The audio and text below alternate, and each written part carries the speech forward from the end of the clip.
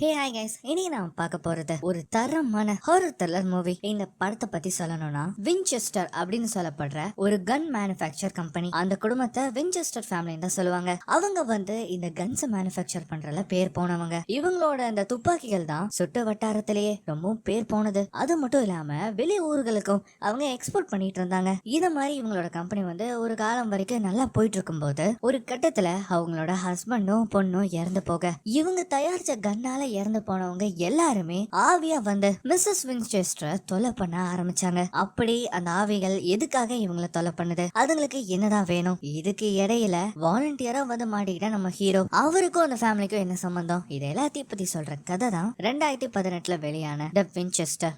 பார்த்துட்டு இருக்கவங்க சப்ஸ்கிரைப் பண்ணலைன்னா மறக்காம சப்ஸ்கிரைப் பண்ணிக்கோங்க. பக்கத்துல இருக்கிற பெல் ஐகானை பிரஸ் பண்ணி இதுல ஆளுங்க செலக்ட் பண்ணுங்க. அப்பதான் நான் போற இந்த மாதிரியான வீடியோஸ் எல்லாம் உங்களுக்கு நோட்டிபிகேஷனா வரும். இந்த வீடியோ பிடிச்சிருந்தா மறக்காம உங்க ஃப்ரெண்ட்ஸ் அண்ட் ஃபேமிலிக்கு ஷேர் பண்ணுங்க. இந்த வீடியோ பிடிச்சிருந்தா மறக்காம ஒரு லைக்கும் கொடுங்க. இந்த படத்தை ஆரம்பிக்கிறதுக்கு முன்னாடியே இது ஒரு உண்மை சம்பவத்தை தழுவி எடுக்கப்பட்ட கதை அப்படின்னு அவங்க சொல்றாங்க. அண்ட் இதுதான் அந்த வின்செஸ்டர் மேன்ஷன். இந்த கதை சரியா 1906 கலிபோர்னியால நடக்கிற மாதிரி கட்டுறாங்க. அந்த மேன்ஷனோட கட்டுமான பணிகள் ரொம்ப மும்முரமா ராத்திரி வேலைகளையும் நடந்துட்டு இருக்கும். அந்த மாதிரி நடந்துட்டு இருக்கும் போது அங்க தூரத்துல தெரியுதா ஏதோ ஒரு கருப்பு உருவம் விளக்க புடிச்சிட்டு அந்த இடத்துல போற மாதிரி. அது என்னன்னு போக போக நமக்கு தெரியும். இப்ப அப்படியே அங்க இருந்த நேரம் எங்க தூங்கிட்டு இருக்காங்க இல்லையா, இவங்க ரெண்டு பேருமே இந்த வின்செஸ்டர் ஃபேமிலியை சேர்ந்தவங்க. இவன் பேரு ஹென்றி. அவன் கூட இருக்கிறது அவங்க அம்மா மேரியான். அவன் நல்லா நிம்மதியா தூங்கிட்டு இருக்கும் போது அவன் காதுகளுக்கு ஏதோ ஒரு பாட்டு குரல் கேக்குற மாதிரி தெரியுது.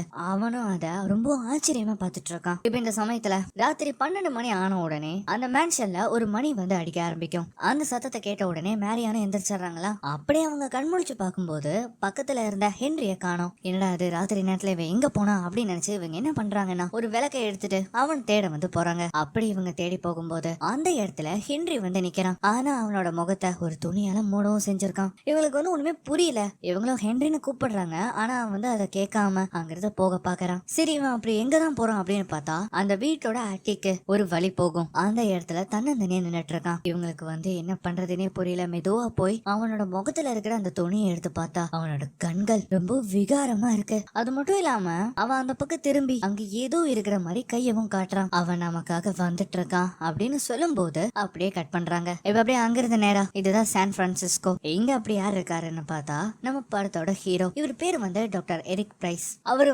அவரோட வீட்டுல இருந்துட்டு இருக்கும் போது அந்த சமயத்துல அவரை பாக்குறதுக்காக ஒரு ஜென்டில்மேன் அந்த இடத்துக்கு வருவாரு. சரி உங்களுக்கு என்ன வேணும், பிரிஸ்கிரிப்ஷனா அப்படின்னு கேட்கும் போது, இல்ல உனக்காக நான் ஒரு ஜாப் ஆஃபர் வச்சிருக்கேன், உள்ள போய் பேசலாமா அப்படின்னு அவர் சொல்றாரு. சோ அவர் என்ன சொல்றாருன்னா, உங்களுக்கு வின்செஸ்டர் ஃபேமிலி பத்தி நல்லாவே தெரியும் நான் நினைக்கிறேன். மிஸ்டர் வின்செஸ்டர் இறந்து 25 வருஷம் ஆச்சு. அவங்களோட மனைவி மிஸ்ஸஸ் வின்செஸ்டர் அவங்க தான் அந்த கம்பெனியையும் அவங்களோட மேன்ஷனையும் கட்டி ஆழ்ந்துட்டு வராங்க. ஆனா சமீப காலமா அவங்களோட நடவடிக்கை சரியில்லை. அதாவது அவங்களுக்கு நிறைய ஸ்பிரிச்சுவல் ஆக்டிவிட்டிஸ் நடக்கிறதாவும் அவங்க ஒரு மாதிரி கன்ஃபியூஸ் ஸ்டேட்டுக்கு போறதாவும் நிறைய பேர் புகார் பண்ணிருக்காங்க. அது மட்டும் இல்லாம அவங்க மேன்ஷன் கிட்டத்தட்ட ஒரு நெவர் எண்டிங் கன்ஸ்ட்ரக்ஷன் மாதிரி போய்கிட்டே இருக்கு. இவங்க ஏன் இப்படி இருக்காங்க, எதுக்காக இது எல்லாத்தையுமே பண்றாங்க, இது எதுவுமே ஒரு புரியாத புதிர் மாதிரி இருக்கு. இவங்க இன்னமும் அந்த கம்பெனியை ரன் பண்றதுக்கு தகுதியானவங்க தானா அப்படின்னு ப்ரூவ் பண்றதுக்காக உங்களோட உதவி தேடி நாங்க வந்திருக்கோம். நீங்க போய் கொஞ்ச நாள் அங்க தங்கி மிஸ்ஸஸ் வின்செஸ்டரோட மனநலமை எப்படி இருக்கு அப்படிங்கறத ஒரு டீடைல்டு ரிப்போர்ட்டா எங்களுக்கு தரணும் அப்படின்னு அவர் சொல்றாரு. ஆனா நம்ம ஹீரோ பிரைஸ் என்ன சொல்றாருன்னா, அது ரொம்ப தூரத்துல இருக்கு,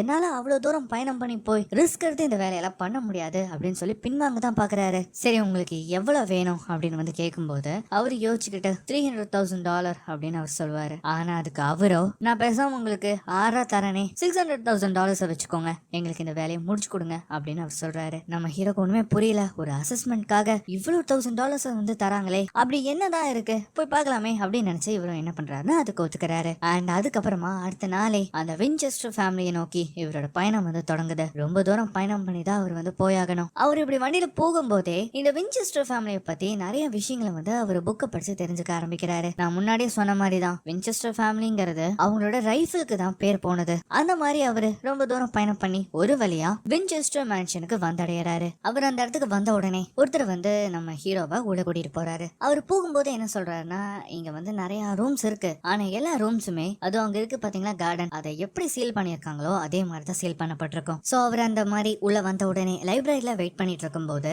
மிஸ்ஸஸ் வின்செஸ்டரோட மருமகள், அதுதான் நம்ம மேரியாட், அவங்க அந்த இடத்துக்கு வராங்க. அவங்க வந்த உடனே கேக்குற முதல் கேள்வி என்னன்னா, உங்ககிட்ட ஏதாவது ஆயுதங்கள் இருக்கா அப்படின்னு அவங்க கேக்குறாங்க. சோ இந்த அளவுக்கு பாதுகாப்பா இவங்க எதுக்கு பாக்குறாங்கன்னா, அவங்களோட மாமியார் ஜூனியர் மிஸ்ஸஸ் வின்செஸ்டர் பாதுகாக்க தான் நம்ம ஹீரோ வந்து அவரோட ரூமுக்கு வந்து கூட்டிட்டு போகும்போது அவர் கேக்குறாரு, நீங்க மிஸ்ஸஸ் வின்செஸ்டருக்கு ரொம்ப நெருக்கமா இருக்கீங்களா அப்படின்னு கேட்கும்போது, இது உங்களோட எவாலுவேஷன்ல ஒரு பாகமா அப்படின்னு அவங்க கேக்குறாங்க. இல்ல, இதை நானா தான் கேக்குறேன். ஆமா, நான் ரொம்ப நெருக்கமானவ தான். ஆனா அதுக்குன்னு எல்லா வகையிலையும் நான் உங்ககிட்ட போய் நிக்க முடியாது. அவங்களுக்கு கொடுக்க வேண்டிய மரியாதையை நான் கொடுத்துதான் ஆகணும். அது மட்டும் இல்லாம யாரா இருந்தாலும் மரியாதையை கொடுக்கணும். நீங்க கேள்வி கேட்கும் போது அதே மாதிரிதான் மரியாதையோட கேள்வி கேளுங்க அப்படின்னு சொல்லிட்டு அவங்க என்ன பண்றாங்கன்னா திரும்ப அவங்கள கூட்டிட்டு போறாங்க. அந்த சமயத்துல அவரு வந்து அங்க வேலை பாக்குறவங்களை பார்த்து ரொம்ப பயங்கரமா பேசிட்டு போறாங்களே அப்படின்னு ஒரு கூட்டிட்டு போவாரு. ஆனா அவனுக்கோ ஏதோ வித்தியாசமா தெரியுது. கிட்டத்தட்ட இந்த மேன்ஷன்ல 100க்கும் மேற்பட்ட ரூம்ஸ் வந்து அங்க இருக்கு. அவ்வளவு ரூம்ஸையும் தாண்டி ஒரு வழியா கொஞ்ச நேரத்துக்கு அப்புறமா அவங்களோட ரூமுக்கு வந்து அவங்க வராங்க. அந்த இடத்துக்கு நம்ம ஹீரோ வந்து பார்க்கும்போது ரொம்ப ஆச்சரியமான ஒரு விஷயத்த பாப்பாரு. என்னன்னு பார்த்தா அந்த இடத்துல ஒரு போர்டுல நிறைய ஹோல்ஸ் இருக்கும். இது என்னது அப்படின்னு கேட்கும்போது அது வந்து ஒரு கம்யூனிகேஷன் டிவைஸ். அதாவது அங்க போட்டிருக்கபடி எந்த இடத்துக்கு நீங்க வந்து கான்டாக்ட் பண்ணணுமோ அந்த ஹோல்ல நீங்க ஜஸ்ட் பேசினா போதும் அவங்களுக்கு கேட்கும் அப்படின்னு அவங்க சொல்றாங்க. இதை பார்த்து அவரு ரொம்ப மெய்சிலந்து போறாரு. இது எல்லாமே மிஸ்ஸஸ் வின்செஸ்டரோட ஐடியாஸ் தான். அண்ட் அவங்களை கொண்டு வந்து விட்டதுக்கு அப்புறமா ராத்திரி டின்னர் இருக்கு, மறக்காம எங்களோட வந்து ஜாயின் பண்ணுங்க அப்படின்னு சொல்லிட்டு மேரியான் அந்த இடத்த விட்டு கிளம்புறாங்க. இப்ப அதுக்கப்புறமா ராத்திரி ஆகுது. நம்ம ஹீரோ வந்து ஒரு விதமான ஒரு ட்ரக்ஸை வந்து எடுத்துப்பாரு. அது பெரிய விஷயம் இல்ல. அது மட்டும் இல்லாம நம்ம ஹீரோக்கு ஒரு வைஃபுமே இருந்திருப்பாங்க. அவங்க பேரு வந்து ரூபி. ஒரு எதிர்பாராத ஈவெண்ட்ல அவங்க மனைவியும் இவரும் சுடப்பட்டிருப்பாங்க. அதுல எப்படியோ இவர் தப்பிச்சிருப்பாரு. ஆனா அவங்க மனைவி அந்த இடத்துலயே உயிரிழந்திருப்பாங்க. அதை நினைச்சு அவர் எப்பவுமே அவர் வேதனைப்படுறாரு. அவங்க மனைவி பேரு வந்து ரூபி. சோ அதை நினைச்சு அவர் ஃபீல் பண்ணிக்கிட்டே இருக்கும்போது அவருக்கு முன்னாடி இருக்கு இல்லையா அந்த கண்ணாடி, அது வந்து அப்படியே மெதுவா திரும்ப ஆரம்பிக்குது. இவரும் அதை என்ன பண்றாருன்னா பெருசா எடுத்துக்காம அதை மறுபடியும் திருப்புறாரு. ஆனா என்ன ஆகுதுன்னா திரும்பவும் அந்த மிரர் அங்க இருக்கிற சேரை தான் போக்கஸ் பண்ணுது. என்னடா இது, இந்த கண்ணாடி என்னாச்சு அப்படின்னு சொல்லி அதை திரும்பவும் பழைய இடத்துக்கே திருப்பி வைக்கும் போது அந்த கண்ணாடிக்கு பின்னாடி ஒரு கொடூரமான உருவம் நிக்கிறத அவர் பாக்குறாரு. அதை பார்த்த உடனே அவருக்கு தூக்கி வாரி போடுது. சரி சரி, இது எதுவும் இருக்காது, அந்த ட்ரக்ஸோட வேலையா தான் இருக்கும், அப்படியெல்லாம் இந்த ரூம்ல எதுவுமே இல்ல அப்படின்னு சொல்லிட்டு திரும்பவும் அந்த கண்ணாடியை மெதுவா நகர்த்தி பார்க்கும்போது இப்ப இந்த தடவை அந்த சேர்ல வந்து அந்த உருவம் உட்கார்ந்துட்டு இருக்கு. அவ்வளவுதான், மனுஷனுக்கு பைத்தியமே பிடிச்சிரும். சோ இங்க இதுவும் நடக்குது அப்படின்னு சொல்லிட்டு அவர் என்ன பண்றாருன்னா அந்த டோர் ஓபன் பண்ணும்போது அந்த இடத்துக்கு நம்ம ஸ்டார்டிங்ல பார்த்தோம் இல்லையா ஒரு வேலையால், அவன் வந்து அந்த இடத்துல நிக்கிறான். உனக்கு என்ன வேணும் அப்படின்னு கேட்கும்போது உங்களுக்கு இன்னும் 10 நிமிஷத்துல டின்னர் சர்வ் பண்ண போறாங்க அப்படின்னு அவர் சொல்றாரு. சரி சரி, நீ இங்க இருந்து யாராவது போறத பாத்தியா அப்படின்னு கேட்கும்போது இங்க இருந்து யாருமே போலையே சார், உங்களுக்கு ஏதாவது ஆச்சா என்ன? இல்ல, என் ரூம்ல வந்து யாரோ இருக்கிற மாதிரியே இருக்கு, அதனாலதான் நான் கேட்டேன் அப்படின்னு சொல்லும்போது அவன் சிரிச்சுக்கிட்டே, ஓ அது உங்களோட பிரமையா இருக்கும் சார் அப்படின்னு சொல்லிட்டு அவன் அந்த இடத்த விட்டு போறான். சோ அதுக்கப்புறமா இவங்க எல்லாருமே டின்னர் சாப்பிடறதுக்காக டைனிங் டேபிள ஒண்ணு கூடுறாங்க. அந்த இடத்துல அந்த வேலையாளுமே இருப்பான். இவர் என்ன பண்றாருன்னா அங்க இருக்கிற ஒரு வைனை இங்க எடுத்துட்டு வந்து கொடு அப்படின்னு சொல்லும்போது அவன் அதை கேட்கற மாதிரியே தெரியல. இவருக்கும் ஏன்னா இவன் சொன்ன செய்ய மாட்டான் அப்படின்னு அவர் யோசிக்கிறாரு. இப்ப அந்த சமயத்துல தான் மிஸ்ஸஸ் வின்செஸ்டர் அந்த இடத்துக்கு வருவாங்க. அவங்கள பாக்குறக்கே ரொம்பவும் டெரரா இல்லாம கொஞ்சம் பயங்கரமா தான் இருக்காங்க. அந்த டின்னர் டைம்ல அவங்க 2 பேரும் அவ்வளவா பேசிக்கல. இருந்தாலும் அந்த ரைபிள்ஸ பத்தி சில விஷயங்கள் பேசினதுக்கு அப்புறமா இவங்க எல்லாரும் ராத்திரி தூங்க போறாங்க. நம்ம ஹீரோ வழக்கம் போல அந்த ட்ரக்ஸையும் இன்டேக் பண்றாரு. அந்த ராத்திரி அவருக்கு வந்து தூக்கமே சரியா வராது. அவரோட கனவுல அவங்களோட மனைவி ரூபி தான் வருவாங்க. அவங்க என்ன சொல்லுவாங்கன்னா, எனக்கு நீங்க எப்பவுமே அந்த ஓல்டு ஃபார்மரோட கதையை பத்தி சொல்லுவீங்களே, அதை பத்தி சொல்லுங்க, எனக்கு அது ரொம்ப பிடிக்கும், அதை திரும்ப கேட்கணும்னு ஆசைப்படுறேன் அப்படின்னு சொல்லுவாங்க. அவரோட நெஞ்சில ஒரு காயமுமே இருக்கும். அது வேற எதுவுமே கிடையாது, அந்த குண்டு பதிஞ்ச அந்த தழும்பு தான். இவரோட உடம்புல ஒரு குண்டு பாஞ்சிருக்கும் இல்லையா, அதை இவர் என்ன பண்ணிருப்பாருன்னா திரும்பவும் அதை வந்து உருவாக்கி அதுல டுகெதர் ஃபார் எவர் அப்படின்னு போட்டு அதை தான் கூடயே வச்சுக்கிட்டு இருப்பாரு. அண்ட் அந்த மாதிரி அவர் தூக்கமே வராம இருந்துட்டு இருக்கும் போது 12 மணி ஆகுதா, அந்த பெல்லும் கரெக்டா அடிக்க ஆரம்பிக்குது. அப்படி வந்து இவர் எந்திரிக்கும் போது அந்த கம்யூனிகேஷன் டிவைஸ்ல இருந்து ஏதோ ஒரு சத்தம் வர்றதா அவர் கவனிக்கிறாரு. யாராவது இருக்கீங்களா, என்ன சத்தம் அது அப்படின்னு வந்து அவர் கேட்கும்போது அங்க இருந்து எந்த ஒரு ரெஸ்பான்ஸுமே இல்ல. அண்ட் திரும்பவும் அவர் வந்து அங்க இருந்து ஏதாவது ரெஸ்பான்ஸ் வருதா அப்படின்னு கேட்கும்போது இந்த சமயத்துல என்ன ஆகுதுன்னா அந்த ஹோல்ல இருந்து ஒரு விரல் மட்டும் வர்ற மாதிரி நமக்கு தெரியுது. ஆனா அவர் அதை கவனிக்காம அங்கிருந்து கிளம்புறாரு. மாடியில இருந்து கீழே இறங்கி வரும்போது அந்த லைப்ரரி ரூம்ல இருந்து ஏதோ ஒரு சத்தம் வர்றதை அவர் கவனிக்கிறாரு. உடனே அவர் என்ன பண்றாருன்னா அந்த லைப்ரரி ரூம்ல யாரு இருக்கா அப்படின்னு போய் பார்க்க போனா அந்த இடத்துல மிஸ்ஸஸ் வின்செஸ்டர் அங்க இருக்காங்க. அந்த இடத்துல அவங்க ஒரு முக்கியமான பொருளை எடுக்கிற மாதிரி தெரியுது. இந்த சமயத்துல அங்க ஒரு சத்தமும் கேக்குமா, அவங்க வந்து சுதாரிச்சிருப்பாங்க இங்க யாரோ இருக்காங்கன்னு. அதனாலே நம்ம ஹீரோ அங்கிருந்து மெதுவா நைஸா அங்கிருந்து கிளம்ப பாக்குறாரு. ஆனா அவர் அப்படி போகும்போது ஆப்போசிட் சைட்ல இருந்து யாரோ வர்ற மாதிரி தெரியுது. இவருக்கு என்ன பண்றதுனே தெரியல. அவங்க கிட்ட இருந்து தப்பிக்கணும்னா அங்க ஒரு ஸ்டோர் ரூம் மாதிரி இருக்கும், அதுக்குள்ள போய் ஒளிஞ்சுக்கிறாரு. இவர் அங்க இருக்கும்போது அந்த பக்கமா இருந்து வந்தவங்க இங்க யாரும் இல்லாததை கவனிச்ச உடனே அங்க இருந்து கிளம்பவும் செய்யறாங்க. அண்ட் இவர் வந்து சுத்தி பத்தி பாக்குறாரு. அப்படி பார்க்கும்போது கீழே ஒரு படிக்கட்டு ஒண்ணு போகும். என்னடா அது கீழே ஒரு ரூம் இருக்கா அப்படின்னு இவர் போலாம் அப்படின்னு பார்க்கும்போது அந்த சமயத்துல ஏதோ ஒரு வினோதமான ஒரு பொண்ணு அந்த படிக்கட்டுல இருந்து ஏறி வர்ற மாதிரி தெரியுது. அவ்வளவுதான் தலைவனுக்கு தூக்கி வாரி போட்டுரும். உடனே அவர் என்ன பண்றாருன்னா அங்க இருந்து வெளியில வராரு. இவருக்கா கிட்டத்தட்ட பைத்தியமே புடிச்சிடும். இது எல்லாத்துக்கும் உன்னோட மூளைதான் காரணம். நீ அந்த ட்ரக்ஸை எடுக்கிறத கொஞ்சம் நிறுத்தி ஆகணும் அப்படின்னு அவருக்குள்ளேயே சொல்லிக்கிறாரு. அந்த சமயத்துலதான் அந்த இடத்துல ஒரு சின்ன பாயிண்டர் டேபிள் மாதிரி இருக்கும். அதுல வந்து கார்டன் ரூம் அப்படின்னு போட்டு அது ஓப்பன்ல இருக்கும். இவரு என்ன பண்றாருன்னா கார்டன் ரூமுக்கு போய் பார்ப்போமே, கொஞ்சம் அங்க போய் ரிலாக்ஸ் பண்ணலாம் அப்படின்னு போய் பார்த்தா அந்த கார்டன் ரூம் சீல் ஆயிருக்கும். சரினா அதனால இவர் என்ன பண்றாருன்னா வீட்டை விட்டு வெளியில வராரு. ஏன்னா மனுஷனுக்கு இப்ப கொஞ்சம் காத்து வாங்கணும். ரொம்ப நேரமா கெட்ட கனவுகளா வருது. நிறைய பிரம்மைகள் இவருக்கு வந்து போகுது. இவர் வெளியில வந்ததுக்கு அப்புறமா அந்த கார்டன் ரூமை வெளியில இருந்து ஓபன் பண்ணலாம் அப்படின்னு பார்த்தா அங்கேயும் சீல் ஆயிருக்கு. இப்ப இந்த பக்கம் எல்லா இடத்துலயும் வேலை மும்மரமா நடந்துட்டு இருக்கும் போது அந்த வீட்டோட டாப்ல வந்து காட்டுறாங்க. அங்க எல்லாருமே வேலையில தான் கவனமா இருக்காங்க. அந்த சமயத்துல இந்த ஹென்றி இருக்கான் இல்லையா, நம்ம ஸ்டார்டிங்ல பார்த்தோமே, முகத்தை மூடிக்கிட்டு ஒரு மாதிரி வேட நடந்து வந்துட்டு இருந்தானே, அந்த மாதிரி இப்பவும் அவங்களுக்கு இடையில அவன் நடந்து வரான். அங்க இருக்கிறவங்க யாருமே அவனை சுத்தமாவே கவனிக்கவே இல்ல. ஆனா அந்த பக்கமா வந்து நம்ம ஹீரோ இருக்காரு இல்லையா, இதை வந்து நோட்டீஸ் பண்ணிடுவாரு.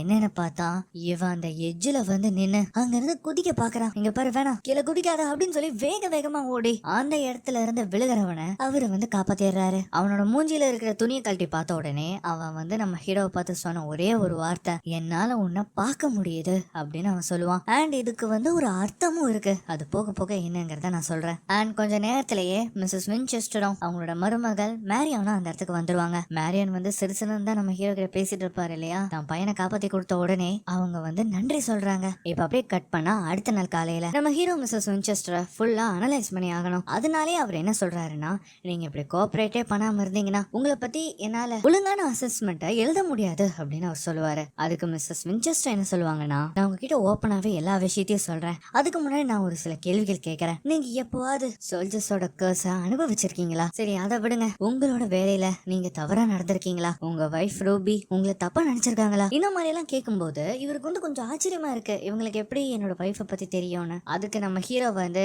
நான் எப்பவுமே என் வேலையில தவறா நடந்ததில்லை அப்படின்னு சொல்லும்போது, சரி அப்ப நானும் உண்மையை சொல்றேன், நான் சபிக்கப்பட்டிருக்கேன் அப்படின்னு அவங்க சொல்றாங்க. எனக்கு தெரிஞ்சு நீங்க கற்பனை உலகத்துல வாழ்ந்துட்டு இருக்கீங்க, அதனாலதான் உங்களுக்கு இலூஷன் எது ரியாலிட்டி எதுன்னு தெரியாம இருக்கு அப்படின்னு சொல்லும்போது, எங்க பாருங்க டாக்டர் பிரைஸ், நீங்க நினைக்கலாம் எனக்கு வந்து வயசாயிருச்சுன்னு, ஆனா எனக்கு இன்னும் புத்தி மழுகி போகல, எனக்கு எது இலூஷன் எது ரியாலிட்டின்னு நல்லாவே தெரியும் அப்படின்னு அவங்க சொல்றாங்க. இப்படி இருக்கிற நீங்க எதை நினைச்சு உங்க மனசை போட்டு குழப்பிக்கிறீங்க அப்படின்னு அவர் கேட்டதுக்கு, உங்களுக்கு பேய்கள் மேல நம்பிக்கை இருக்கா அப்படின்னு அவங்க கேக்குறாங்க. இங்க பாருங்க, எனக்கு அதுல சுத்தமா நம்பிக்கை இல்ல. அப்படின்னா கொஞ்ச நாள் வெயிட் பண்ணுங்க, உங்களுக்கு என்ன நீங்க கிளாரிஃபை பண்ணணும்னா அதுக்கு ஒரு தெளிவு வேணும், அந்த தெளிவை இந்த வீடு உங்களுக்கு தரும் அப்படின்னு சொல்றாங்க. இப்ப அதுக்கப்புறமா இவர் ரூமுக்கு போகும்போது இவர் வாசல்லே ஒரு வேலையாலையும் காவலுக்காக வைக்க சொல்லியிருப்பாங்க. எதுக்குன்னா இவரை வந்து கண்காணிக்கிறதுக்காக. அப்படி அவரோட ரூம்குள்ள போய் பார்க்கும்போது அவர் எப்பவுமே ஒரு ட்ரக்கை வந்து கன்சியூம் பண்ணுவார் இல்லையா, அப்படி அந்த ட்ரக்கை தேடினா அந்த ட்ரக்கை வந்து காணோம். இதனாலேயே தலைவன் பயங்கரமா காண்டாகிறாரு. அது மட்டும் இல்லாம அவருக்கு ஒரு லெட்டருமே வந்திருக்கு. அதுவும் யார்கிட்ட இருந்துன்னு வந்து பார்த்தா, ஸ்டார்டிங்ல நம்ம பார்த்தோமே ஒரு ஜென்டில்மேன் இந்த இடத்துக்கு அனுப்பி விட்டுருப்பாரு, அவர்கிட்ட இருந்து. அதாவது மிஸ்ஸஸ் வின்செஸ்டரோட அசஸ்மெண்ட் பத்தி ஒரு டீடைல்டு ரிப்போர்ட்டை சீக்கிரமா அனுப்ப சொல்லி அவர் கேட்டிருக்காரு. அண்ட் இவருக்கு வந்து பாத்தீங்கன்னா பிரஷர் மேல பிரஷர், இன்னும் ஒழுங்காவே அவங்க வந்து எக்ஸாமின் பண்ணல. ஆனாலும் இருக்கிறதெல்லாம் வச்சு இவர் என்ன பண்றாருன்னா ஒரு அசஸ்மெண்ட் வந்து எழுதுறாரு. அதாவது இவங்க வந்து பிசிக்கலா நார்மலா தான் இருக்காங்க, ஆனா மென்டலா கொஞ்சம் டிஸ்டர்ப் ஆயிருக்காங்க. அதுவும் இந்த கோஸ்ட் பேரநார்மல் ஆக்டிவிட்டிஸ் இதை பத்தி எல்லாம் இவர் வந்து எழுதிட்டு இருக்கும் போது, அது வேற மிட் நைட் ஆச்சா, 12 மணி ஆன உடனே அந்த பெல்லும் அடிக்க ஆரம்பிக்குது. இந்த சமயத்துல அவர் என்ன பண்றாருன்னா ஜன்னல் வழியா எட்டி பார்க்கும்போது அவங்க எப்பவும் போல வேலை செஞ்சுக்கிட்டே இருக்காங்க, ராப்பகல்னு பார்க்காம. அவங்களுக்கு நடுவுல நம்ம மிஸ்ஸஸ் வின்செஸ்டர் விளக்கை எடுத்துட்டு எங்கேயோ போற மாதிரி தெரியுது. அண்ட் ஸ்டார்டிங்லயும் இவங்க தான் வந்து இந்த மாதிரி போயிருப்பாங்க. இதை பார்த்த உடனே நம்ம ஹீரோ என்ன முடிவு பண்றாருன்னா அவங்களை எப்படியாவது நம்ம போய் பிடிக்கணும். ஆனா இப்ப வந்து அவர் டோரை திறந்து போக முடியாது, ஏன்னா வெளியில 2 பேர் இருப்பானுங்க. அதனாலே இவர் என்ன பண்றாருன்னா ஜன்னல் வழியா குதிச்சு அங்கிருந்து போலான்னு பாக்குறாரு. அந்த மாதிரி ஜன்னல் வழியா தாவி கூரை மேலையெல்லாம் ஏறி போய் எப்படியோ ஒரு வழியா அந்த இடத்துக்கு வந்துடுறாரு.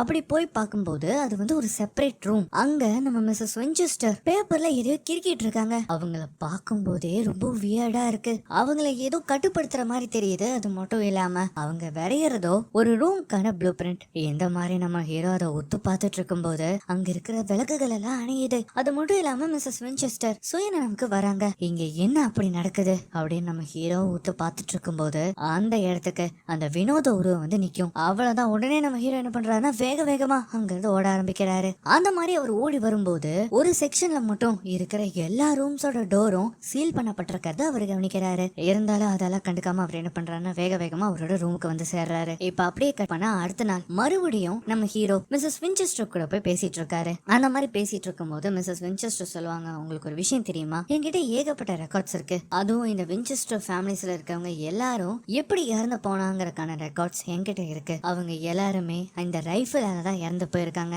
அப்பதான் நம்ம ஹீரோவுமே சொல்லுவாரு, ஆமா அதுல உயிர் பொழைச்சவன் நானும் ஒருத்தன் அப்படின்னு அவர் சொல்லுவாரு. மிஸ்ஸஸ் வின்செஸ்டருக்கு ஒண்ணுமே புரியல. அப்பனா நீ அந்த ரைஃபிளால குண்டடிப்பட்டிருக்கியா? அதுக்கு அவரு ஆமா அப்படின்னு சொல்லி அந்த புல்லட் எடுத்து காட்டுறாரு. கிட்டத்தட்ட நம்ம ஹீரோ செத்து பொழைச்சிருக்காருன்னு சொல்லலாம். இதை அவர் எடுத்து அதை ரீஃபர்பிஷ் பண்ணி அவரோடய வச்சிருக்காரு. அவரோட மரணத்துக்கு அது ஒரு கனெக்ஷனா இருக்குங்கிறதையும் அவர் சொல்றாரு. அப்போ மிஸ்ஸஸ் வின்செஸ்டர் என்ன சொல்றாங்கன்னா, இறப்புல சம்பந்தப்பட்டிருக்கிற ஒரு சில பொருட்கள் ஆஃப்டர் லைஃபோட கனெக்ட் ஆகப்பட்டிருக்கு அப்படிங்கறத அவங்க சொல்றாங்க. நம்ம ஹீரோ கேக்குறாரு, நீங்க உங்களோட ஹஸ்பண்ட் அதுக்கப்புறம் உங்க பொண்ணு இறந்ததுக்கு அந்த கோஸ்ட் தான் காரணம் அப்படின்னு நினைக்கிறீங்களா அப்படின்னு கேட்டதுக்கு அதுக்கு மிஸ்ஸஸ் வின்செஸ்டர், நீங்க நேத்து ராத்திரி உங்க ரூமை விட்டு வெளியில வந்தீங்களா அப்படின்னு ஒரு வார்த்தை கேட்பாங்க. அதுக்கு நம்ம ஹீரோவும் சிரிச்சுக்கிட்டே ஆமா அப்படின்னு சொல்றாரு. நல்ல வேலை நீங்களாச்சும் உண்மையை சொன்னீங்களே, அந்த கோஸ்ட் என்ன இந்த கன்ஸ்ட்ரக்ஷன்ஸ பண்ண வைக்குதுங்க, அதனாலதான் பில்டிங் பிளான்ஸ் எல்லாத்தையுமே என் மூலமா அதுங்க வரைஞ்சு கொடுக்குதுங்க. இதெல்லாம் எதுக்காக பண்ணுதுங்க அப்படின்னு கேட்கும்போது அந்த ரூம்ஸ்க்காக தான். ஒன்ஸ் அந்த ரூம்ஸ் எல்லாம் ஃபுல்லா கன்ஸ்ட்ரக்ட் ஆன உடனே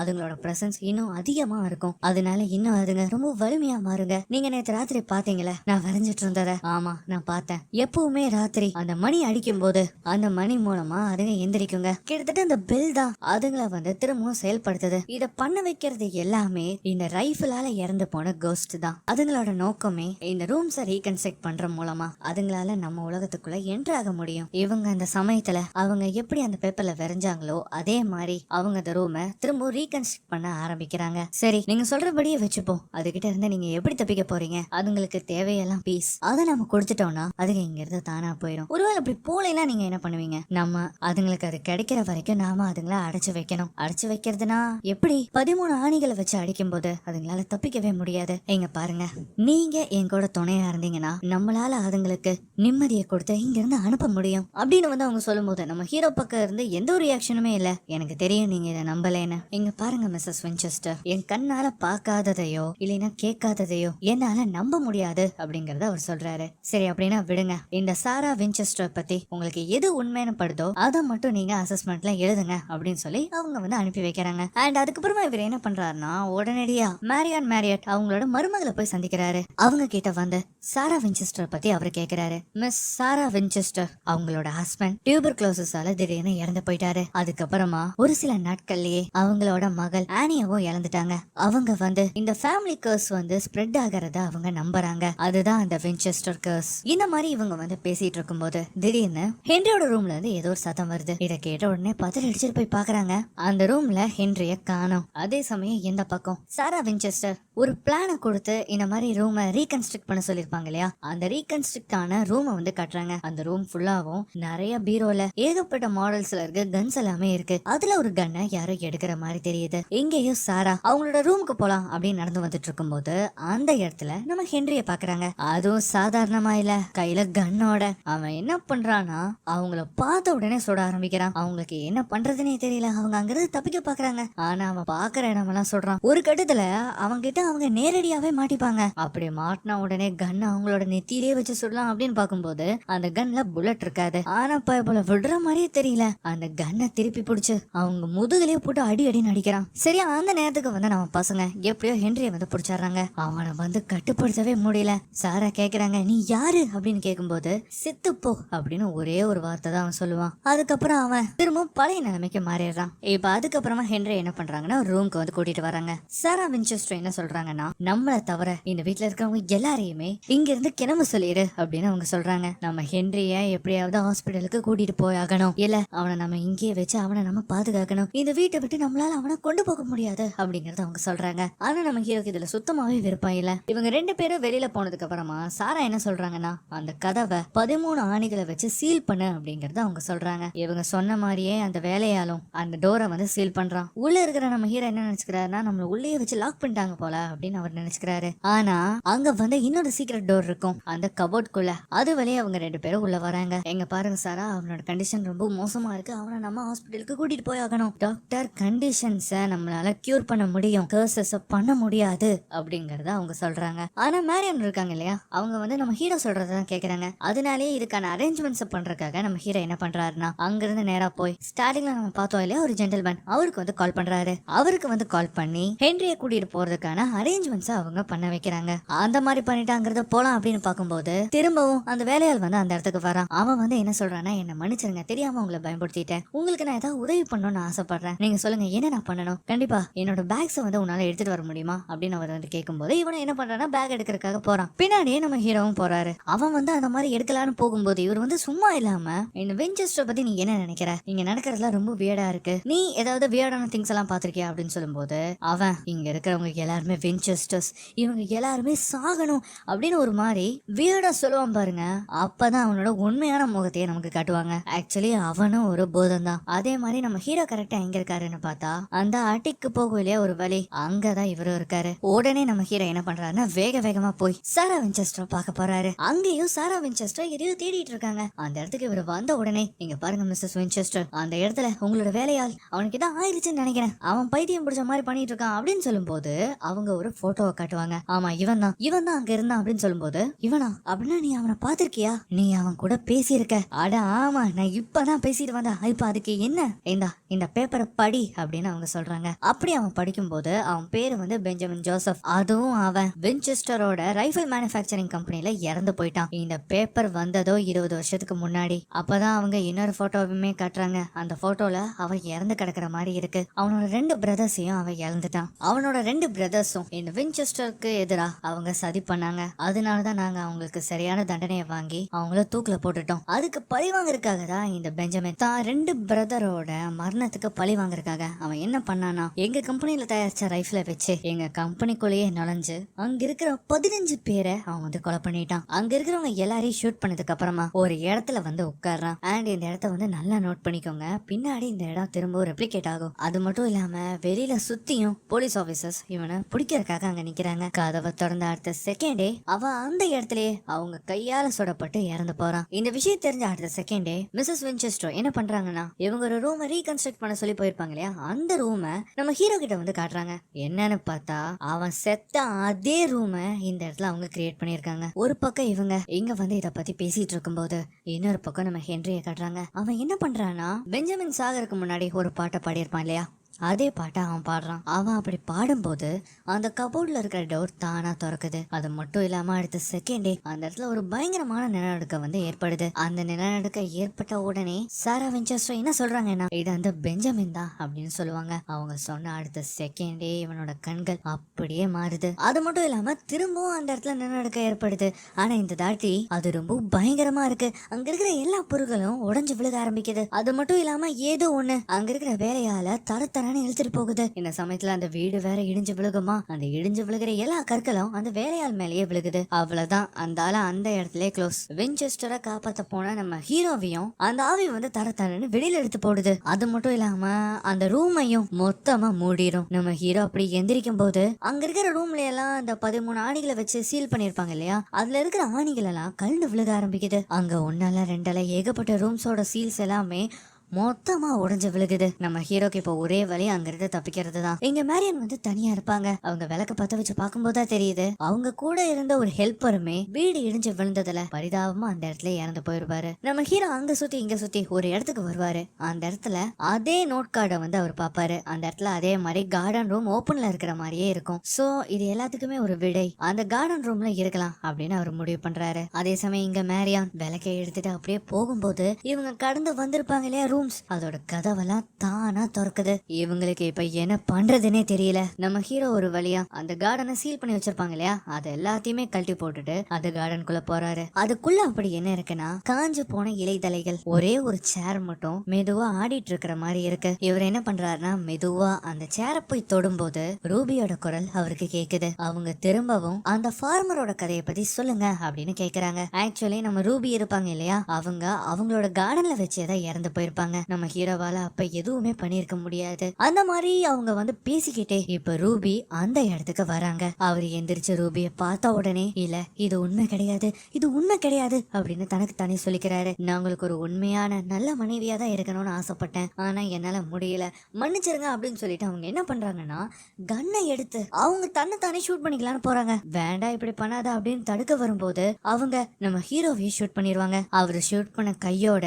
மிஸ் ரூபி அவங்களும் தற்கொலை பண்ணிக்கிறாங்க. அந்த ரத்தம் கசிய கசிய ரூபி என்ன பண்றாங்கன்னா நம்ம ஹீரோ கிட்ட வந்து நீ இப்ப இங்க இருந்து போலாம் அப்படின்னு அவங்க சொல்றாங்க. நீ உன்னோட குற்ற உணர்ச்சிய உன்கிட்ட இருந்து நீக்கிரு அப்படின்னு அவங்க சொல்றாங்க. ஆக்சுவலி என்ன ஆயிருக்குன்னா இவங்க வந்து இறந்து போற தருவாயில நம்ம ஹீரோ இவங்க காப்பாத்தலான்னு முயற்சி பண்ணிருப்பாரு. ஆனா அவரால் முடிஞ்சிருக்காது. அந்த குற்ற உணர்ச்சி தான் அவரை போட்டு இவ்வளவு நாளா வாட்டி எடுத்துட்டு இருக்கு. சோ அவரோட குற்ற உணர்ச்சியை அவரோட மனசுல இருந்து மொத்தமா நீக்கினதுக்கு அப்புறம் அவருக்கு முழிப்பு வருது. எந்திரிச்சு பார்த்தா அந்த சம்பவத்துல இறந்து போன எல்லாருமே இப்ப ஆவியா அவங்க முன்னாடி நிக்கிறத அவர் பாக்குறாரு. அண்ட் அங்க இருக்கிறவங்களே என்ன சொல்றாங்கன்னா அந்த கோடாரியை எடுத்துட்டு இங்க இருந்து போ அப்படின்னு அவங்க சொல்றாங்க. இத கேட்ட உடனே அவரும் என்ன பண்றாருன்னா அதை எடுத்துக்கிட்டு வேக வேகமா போறாரு. அந்த மாதிரி போற வழியில இன்னொரு ஆவி அவர்கிட்ட 13 ஆணிகளையும் அது வந்து வச்சுட்டு போகுது. அந்த மாதிரி அந்த 13 ஆணிகளை எடுத்துட்டு போகும்போது மிஸ் ரூபி இந்த வழியா போ அப்படின்னு அவங்க கை காட்டுறாங்க. அண்ட் இதுதான் அந்த அட்டிக்கு போற வழி. ஆனா அது வந்து மூடப்பட்டிருக்கும். இவர் என்ன பண்றாருன்னா அந்த கோடாரியை வச்சு அந்த மர பலகையை உடைச்சிட்டு அதுக்குள்ள வந்து போறாரு. அப்படி வந்து அவர் உள்ள போய் பார்க்கும்போது சாரா வின்செஸ்டர் அந்த இடத்துல அமைதியா உட்காந்துட்டு இருக்காங்க. அவங்க என்ன சொல்றாங்கன்னா இந்த ஸ்பிரிட் இந்த வீட்டோட பேலன்ஸ அது உடைக்க பாக்குது. இப்ப அதே சமயம் இங்க மேரியானுக்கு பேஸ்மெண்ட்ல இருந்து ஏதோ சத்தம் வர்றதை கேட்டு அவங்க என்ன பண்றாங்கன்னா மெதுவா பேஸ்மெண்ட்டுக்கு போறாங்க. அப்படி வந்து அவங்க பேஸ்மெண்ட் கீழே நடந்து வரும்போது அங்க ஒரே இருட்டா இருக்கு. அது மட்டும் இல்லாம யாரெல்லாமோ அங்க ஓடுற மாதிரி தெரியுது. இல்ல எனக்கு உங்களை பார்த்து பயம் இல்ல, நான் உங்களை பார்த்து பயப்படல அப்படின்னு சொல்லிட்டு போகும்போது அந்த இடத்துல ஹென்றி இருக்கிறத அவங்க பாக்குறாங்க. அவனை போய் பார்த்தா அவன் கண்கள் ஒரு மாதிரி வித்தியாசமா இருக்கு. அவனால திரும்பவும் பழைய நிலைமைக்கு வரவே முடியல. இப்ப இவங்க வந்து ஆபத்துல இருக்காங்கிற விஷயம் சாரா வின்செஸ்டருக்கு வந்து தெரிய வருது. அவங்க சொல்றாங்க மேரியானும் ஹென்ரியும் ஆபத்துல இருக்காங்க. இப்ப ஒரே வழி பெஞ்சமின் கிட்ட கம்யூனிகேட் பண்றது மட்டும்தான். அதனால சாரா என்ன பண்றாங்கன்னா பெஞ்சமின் கூட தொடர்பு கொள்ள பாக்குறாங்க. அந்த மாதிரி அவங்க தொடர்பு கொள்ளலான்னு பார்த்தா அந்த பெஞ்சமினோட ஆவி இவங்களுக்குள்ள வந்து பூந்துரும். அது என்ன சொல்லுதுன்னா இந்த வின்செஸ்டரோட சாபம் தொடர்ந்துட்டே தான் இருக்கும், இதை யாராலையும் தடுக்க முடியாது,